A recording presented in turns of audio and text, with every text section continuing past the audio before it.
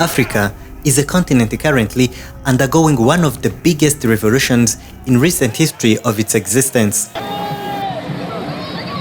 So far, in the last 3 years, 9 military coups have taken place in 7 countries, and, as you can imagine, the African Union has mostly taken a hard stance against the new military juntas, in most cases without considering any other factors.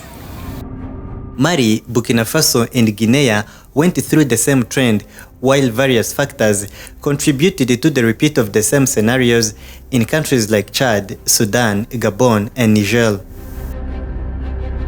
In most cases, the African Union punished the new military governments with the suspension of their membership in the organization. As a result, the new leaders have struggled to get their feet going despite dealing with immense problems which would otherwise require external partners. With this hard stance by the African Union and the majority of the international community, it is then no secret that some of the most elite African leaders took the same stance, in most cases condemning the coups with no other consideration. Some of them, like Alassane Ouattara of Cote d'Ivoire, has done so with the fear that the same trend might spill over in their own countries, while others, like William Ruto of Kenya, have been motivated by the prospect of keeping their good image in the eyes of the Western world. But there is one of the most elite and well-respected African president who had never engaged in this game, and that is President of Rwanda, Paul Kagame. Ever since the wave of coups started across Africa, Kagame has never publicly requested new governments to seize power for their previous masters, even when the international community has been vocal about it. If anything, President Kagame has actually continued to maintain the relationship with the new military junta, sometimes working as their link to the wider group of other presidents across the continent. For instance, after President Assimi Goïta of Mali assumed the power in May 2021, he sent his foreign minister to meet with President Kagame in Kigali in July of the same year.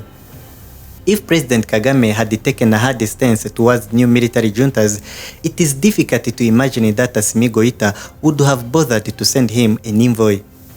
Just recently, Mali has sent its delegation to Rwanda to learn about the financial management of the government's resources. If the meeting between Kagame and the Malian foreign minister had been a failure, then this cooperation wouldn't have progressed in the first place.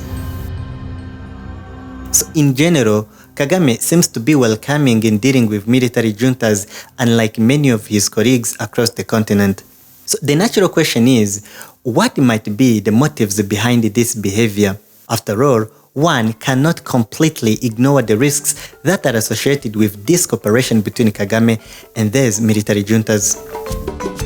Understandably, there must be reasons, and we can retrieve some of them from his recent interview with Jeune Afrique. In general, his whole mantra about this whole saga revolves around the interests of the people, not their leaders who might want to use their positions and constitution for their own benefits. According to the interview, he said the following, and I quote, "Is a coup only the result of a military putsch? If you have an unpopular civilian government and they change the constitution so that it facilitates their personal ambitions and not those of their people, why don't we condemn them?" President Kagame also wondered why the civilians normally rush out to the street in support of the military coups instead of supporting their previous governments. This, in the first place, might explain why the coups indeed happened.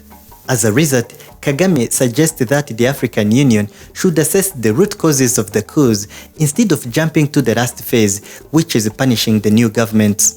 He said, once again quote, "It's this situation that makes people not take to the streets to support the overthrown president and instead show their support to the leaders of the coup. It is one thing to condemn putches, but Africa and African Union must not ignore the factors that had brought us to this point." Obviously, this might be the reason Kagame himself seems to be widely admired by the new leaders who got to power through coups. He was the first African president to visit President Mamadou Doumbouya of Guinea-Conakry, who had been in power for more than 18 months at that point. He received a ceremonial welcome and held discussions with his colleagues. He had had a good relationship with former President Alpha Conde, but that didn't prevent him from continuing the relationship with Doumbouya. Even to cement their cooperation, Rwanda and Guinea signed various bilateral agreements. The same had happened with the new Chadian president, General Mahamat Idriss Deby. He assumed power in April 2021 before sending his young brother and his special envoy to President Kagame in the following month. He then went to visit Kagame by himself in March 2022, showcasing how much he trusted his leadership capabilities. But with all this information, it is still very hard to conclude that President Kagame supports the new military juntas who have taken power in various African countries. But it is also very hard to dismiss his willingness to work with them. He is not against the idea of a president extending his stay on power, as he himself has been on power for 23 years. But what he doesn't agree with, according to the interview with Jeune Afrique, is when the civilian presidents are not improving the lives of their citizens, which in turn create them as their enemies. By next year, President Kagame will again stand for a fourth mandate, which is allowed by the constitution. It is very likely that he will win the elections to which he will have to rule until 2029. If he wants to, he can again extend his stay by another 5 years to 2034, by which time he will not have the constitutional right to run again.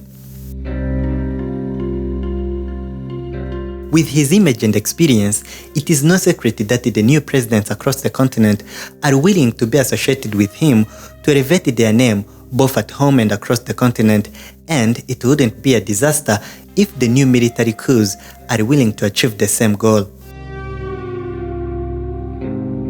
What do you think about his views on the current ongoing coups happening across the continent? Share your comments down below. Thank you for watching. Subscribe to get more African coverage.